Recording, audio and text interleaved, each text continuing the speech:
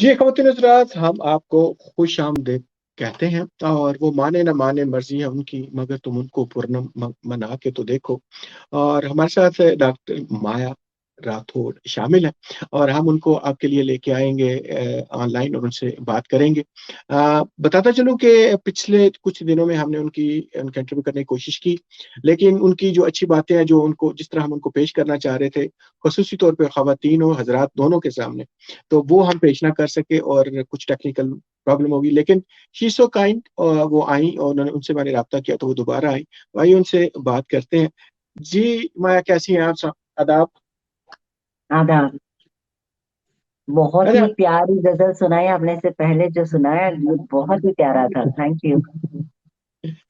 अच्छा, पता है क्या, वो अक्सर ये होता है कि स्पोर्ट्समैन के बारे में और जो ख़ुसूसी तौर पे उनके बारे में ये होता है कि वो म्यूज़िक को एन्जॉय नहीं करते। हालाँकि मैं देख रहा था कि आप सर हिला रही थी और आपको मज़ा आ रहा था। उस्ताद नुसरत फ़तेह अली खान साहब हैं, वो तो he is loved all across सब कॉन्टिनेंट। ना सिर्फ ये कि उन्होंने तो कव्वाली को ऐसे कर दिया कि पूरी दुनिया में ही उन्होंने उसको इंट्रोड्यूस करवा दिया।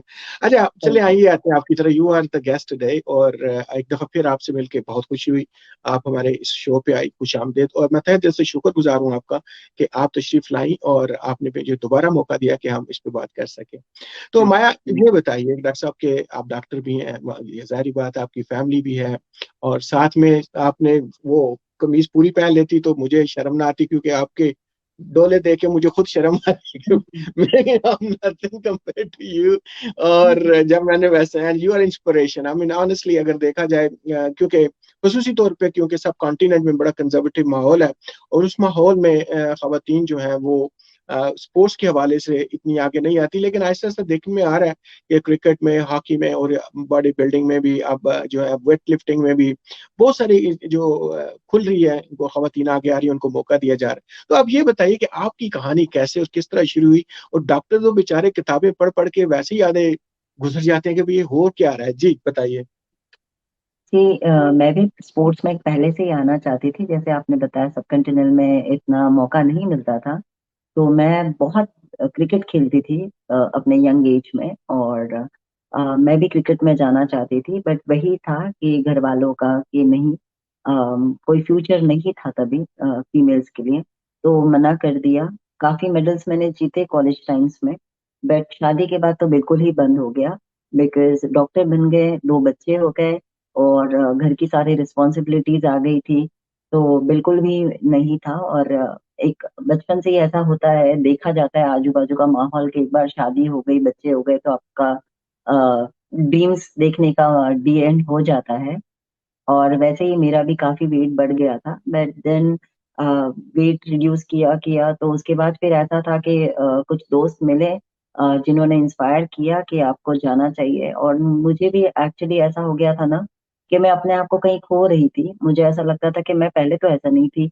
मैं कितनी फिट रहा करती थी, कोई भी चीज़ में एकदम से मैं हाँ कर देती थी और बहुत एंथुसियास्ट स्पोर्ट्स पर्सन थी मैं।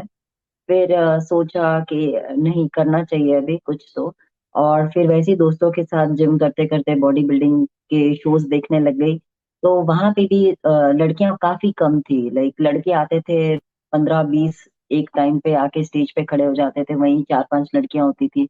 तभी भी मेरे दोस्तों से यही सवाल होता था कि इतनी कम लड़कियाँ क्यों हैं? जहाँ पे 50-50 लड़के आए हैं, वहाँ पे सिर्फ 4 या 5 ही लड़कियाँ क्यों हैं? तो उन्होंने भी यही कहा कि अभी तक ये स्पोर्ट्स लड़कियाँ ज़्यादा एन्जॉय नहीं करती है, उनको काफ़ी दिक्कत आती है स्पोर्ट्स को चूज़ करने में। फैमिली मना कर देती है या फिर वो नहीं हो पाता है। तो तब मैंने डिसाइड किया कि मुझे करना है फिर, let me enter into this. और बीइंग अ डॉक्टर मुझे भी इसी नज़रिए से देखा गया था कि डॉक्टर है तो बॉडी बिल्डिंग क्यों करना है? ज़रूरत नहीं है, आप ऑलरेडी इतना अर्न कर रहे हो, आप अपना पेशेंट देखो, ऑपरेशन करो, शांति से रहो, बच्चे हैं उनको सँभालो। बट फिर हो गया था कि नहीं करना है। और जहाँ पे इतनी कम संख्या है वहाँ पे हमारे जैसे जब आएँगे आगे तभी तो इसको हम मोटिवेट कर पाएँगे कि इसकी संख्या हम बढ़ा पाएँगे। और इसी तरह से फिर हमने डिसाइड किया कि मैं करूँगी करके। वहाँ पे भी दिक्कत आई। जैसे उनका यूनिफ़ॉर्म होता है कि आपको कंप्लीट बिकिनी में ही करना होता है। अब शादी हो गई, 2 बच्चे हो गए, आप डॉक्टर हो गए, सारी दुनिया आपको डॉक्टर बोल के जान रही है। तो बिकनी कैसे पहने अभी। सो दिक्कत यही थी फैमिली की तरफ से, हस्बैंड की तरफ से, कि आप नहीं कर पाओगे अगर ये है। तो फिर कहते हैं ना कि एक बार जिद पकड़ ली तो कर ही लेते हैं। तो वैसा ही मेरा कुछ था। जिद तो मैं बहुत पहले से ही थी। तो मैंने सोचा कि चलो बिकनी नहीं पहनते, शॉर्ट्स पहन लेते हैं, स्पोर्ट्स ब्रा पहन लेते हैं, चलो ये तो कर लेते हैं एटलीस्ट। नहीं जीते तो चलेगा, एटलीस्ट स्टेज पे तो चले जाएंगे, उतनी तो खुशी रहेगी कि स्टेज पे चले गए। फिर पहला कंपटीशन कर लिया। दूसरे कंपटीशन में जज ने मना कर दिया, उन्होंने कहा कि हमारा ये अटायर नहीं है, आप इसके ऊपर compete नहीं कर सकते, पहली बार आपने कर लिया ठीक था बट इस बार नहीं।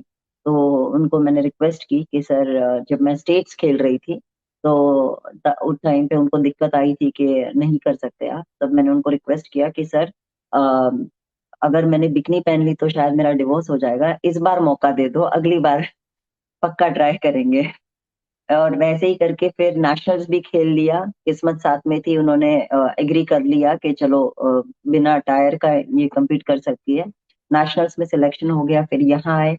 और फिर जब यहाँ पे आए तो जब वर्कशॉप्स पे पहली बार गए तब पता चला कि यहाँ पे इंडियंस कोई नहीं आए हैं अभी तक, फीमेल्स। तो फिर वहां पे भी फिर वही सेम था कि क्यों नहीं आए, मतलब इतने हम इंडियन, इतने इतने तादाद में सारे लोग रहते हैं तो क्यों नहीं आए हम। फिर वो जिद पकड़ ली कि करना है।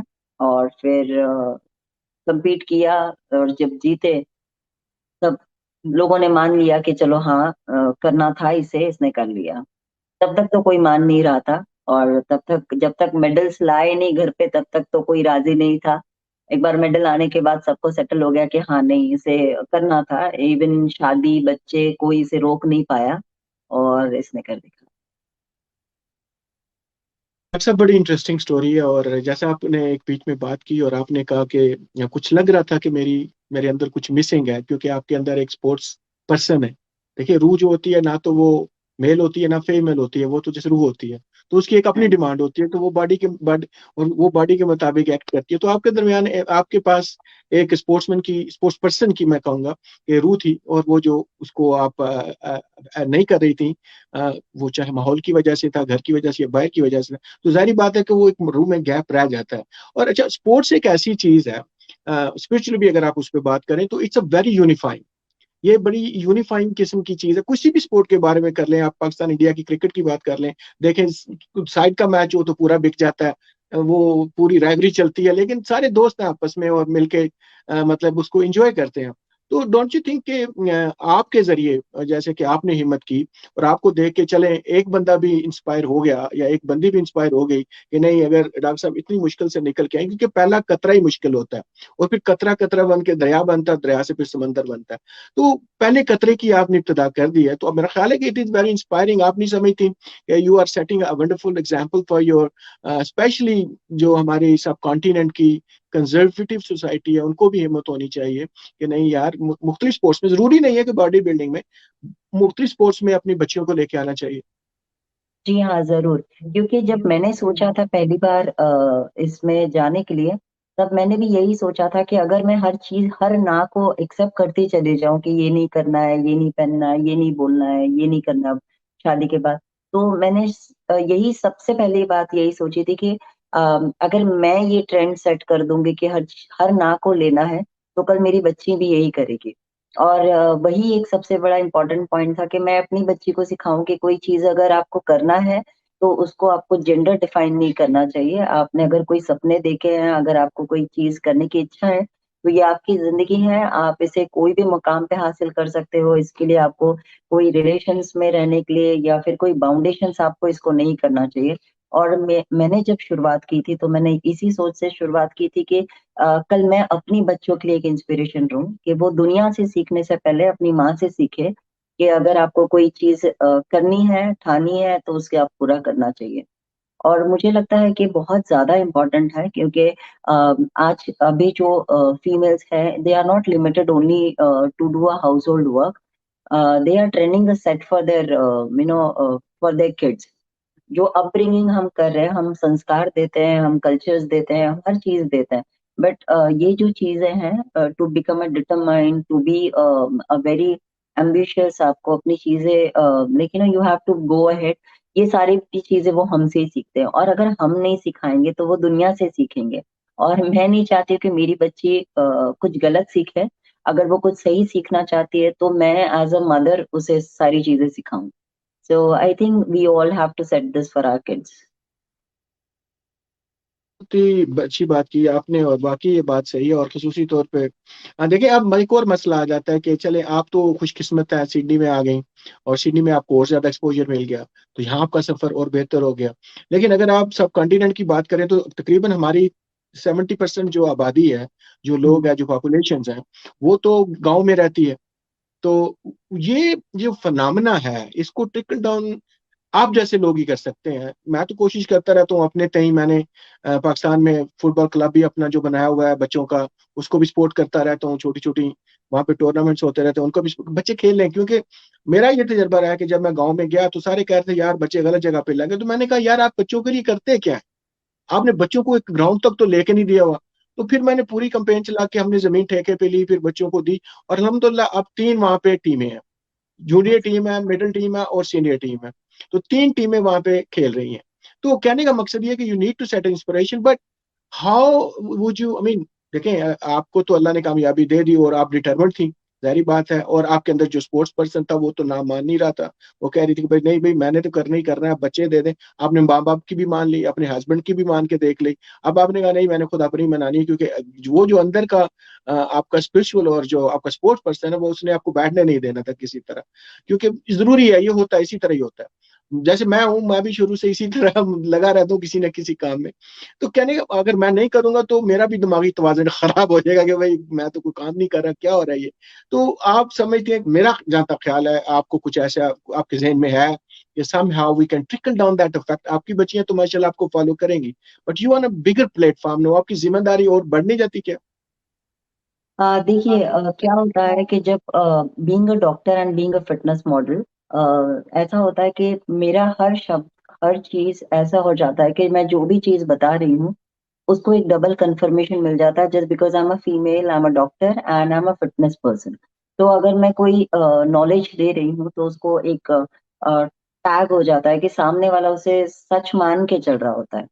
तो what I do is personally, अब जैसे मैं अवेलेबल नहीं हूँ इंडिया में, तो मैं क्या करती हूँ, इंस्टा और फेसबुक थ्रू जितने भी लोग मुझे जानते हैं, when they ask about their queries के ये लेना चाहिए, हमें ऐसे वर्कआउट करना चाहिए, मुझे मेडिकली ये प्रॉब्लम है, मुझे सेकंड ओपिनियन की जरूरत है, तो I definitely take a time out of my daily schedule के मैं आधा एक घंटा बैठ के उनकी सारी क्वेरीज को सॉर्ट आउट करूँ।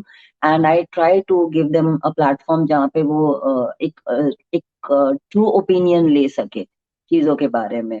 एंड यस, जैसे आपने कहा कि गांव में ये अपॉर्चुनिटीज नहीं होती है, सर क्या होता है ना कि कुछ महिलाएं ऐसी भी है जिन्होंने ऐसा स्टेज, ऐसा प्लेटफॉर्म सेट किया हुआ है जहाँ पे उनके पास कोई नहीं थी। जैसे हमारे पास पीटी उषा है, मैरी कॉम है, इनके पास कुछ भी नहीं था। आज आप, वो वर्ल्ड की नंबर 1 बॉक्सिंग चैंपियन रह चुकी है, बट उसके पास तो खाने का भी डाइट भी नहीं था, और उसके पास वो higher level of technical knowledge भी नहीं था कि कोई उसे ट्रेन कर पाए।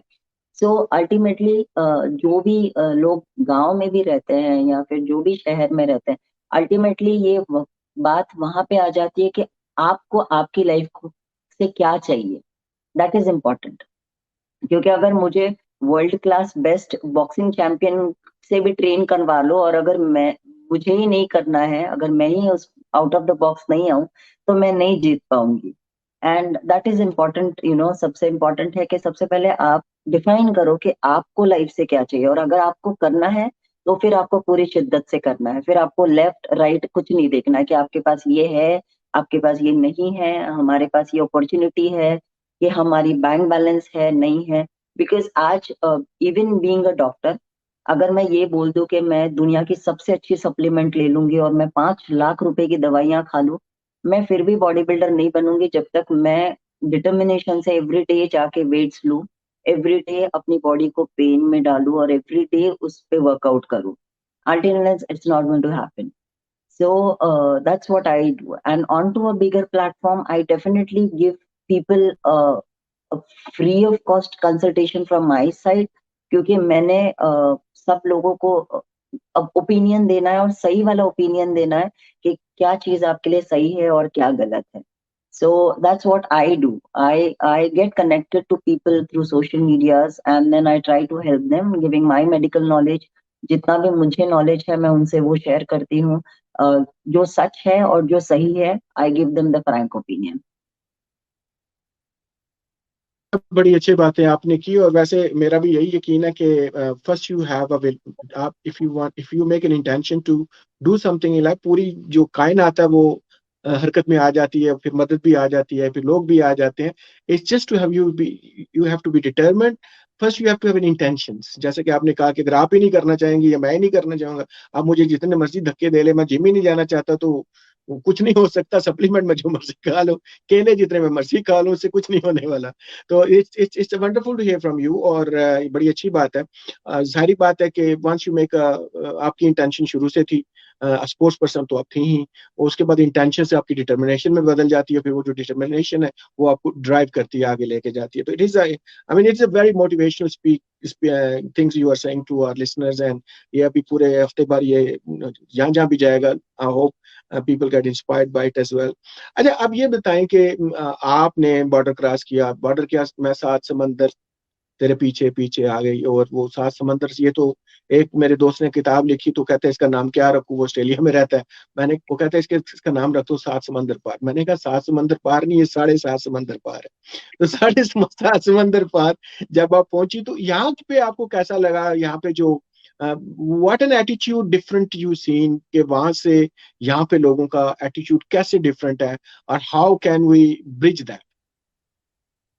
When I came with my two daughters and husband, I was very scared कि इतने दूर जा रहे हैं, पहली बार कैसा होगा, लोग मिलेंगे अच्छे सही मिलेंगे, बिकॉज जो हम सुनते हैं कि ऐसा हुआ बाहर के देश दुनिया में, इंडिया के साथ ऐसा हुआ, लोगों के साथ ऐसा हुआ, तो ये सारी स्टोरीज. और क्या होता है ना, जब कोई डिसाइड करता है कि इंडिया से बाहर जाए, अपने घर से दूर जाए, तो सबसे पहले नेगेटिव चीजें ही सुनाई देती है और सारे लोग पहले आपको नेगेटिव चीजें ही सुनाते हैं.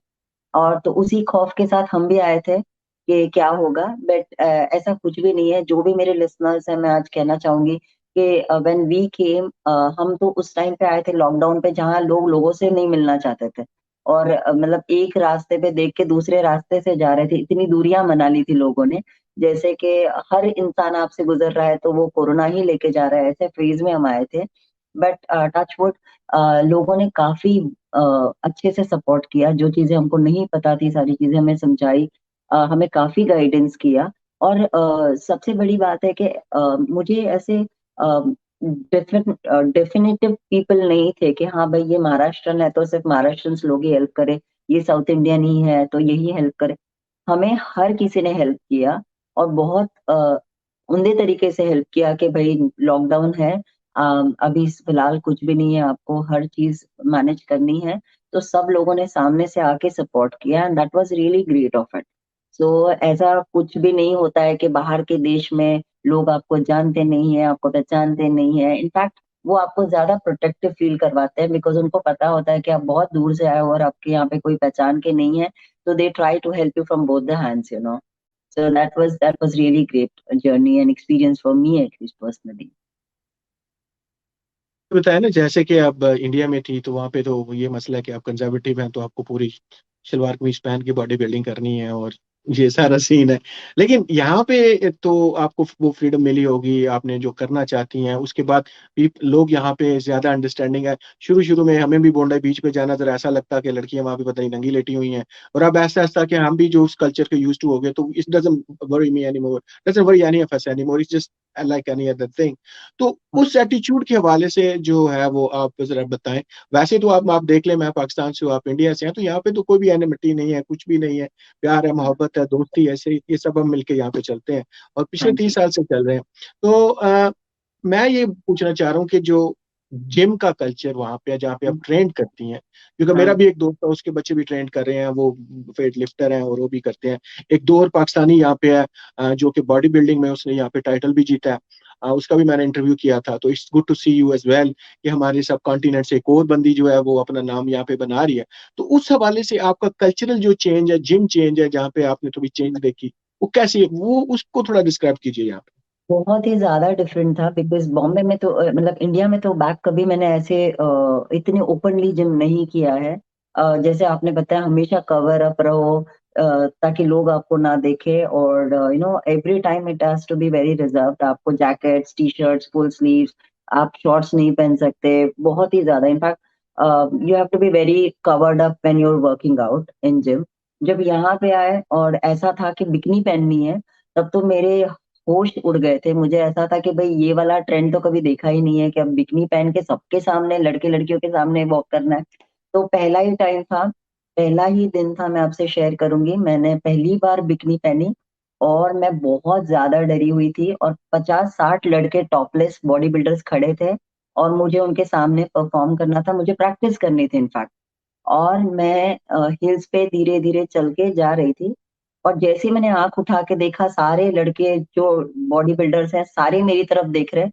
मैं गिर गई, मैं एकदम से धड़ाम से गिर गई। मेरी हार्ट बीट पता नहीं 150-200 चली गई। मैंने कहा मुझसे नहीं होगा यार, ये मतलब ये मेरा कल्चर ही नहीं है।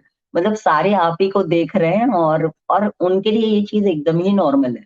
मतलब उनके लिए तो ऐसा था ही नहीं कि कोई आया है बिकनी पहन के। उनके लिए बस एक था कि फिटनेस मॉडल आ रही है, आपको उसको जज करना है, उसको ट्रेन करना है, और वो अपना अपना चली जाएगी। बट जो बचपन से आए हुए हैं ये देखते हुए कि कवर अप करो, कवर अप करो, फॉर मी, मेरी मेरी डॉक्टरी वहीं की वहीं रह गई, and me being a mother वहीं के वहीं रह गया। मैंने कहा सर मुझसे नहीं होगा, मुझे कोई बंद कमरा दे दो, मैं वहां प्रैक्टिस करके आ जाऊंगी, ये नहीं होगा मुझसे। And it was totally different. But काफी हेल्प किया सब लोगों ने मुझे टू बी कॉन्फिडेंट, क्योंकि जो जजेस थे उन्होंने मुझे बैठ के एक्सप्लेन किया कि आप जब ये शो करोगे तो इसे सिर्फ इंडिया और ऑस्ट्रेलिया नहीं देखेगी, इसे पूरी दुनिया देखेगी। और जब देखेगी तो उनको ऐसा चाहिए कि दैट यू मॉडल्स, जो आप इंस्पिरेशन, आप एक जो लोगों के लिए एक इंस्पिरेशन बनते हो, आप लोग एक फिटनेस के लिए लोग आपको फॉलो करते हैं, उनके लिए आप फ्लॉलेस होने चाहिए। अगर आप स्टेज पे जाके गिर रहे हो, आप डर रहे हो, और आप अपनी बिकनी 10 बार सेट कर रहे हो, और आप ऐसे कर रहे हो कि जैकेट दे दो, ये दे दो, तो ये तो नहीं होगा। You need to be very open up, and that's how they train me to be flawless on stage. And एक time आ गया where I could be flawless on the time of my competition.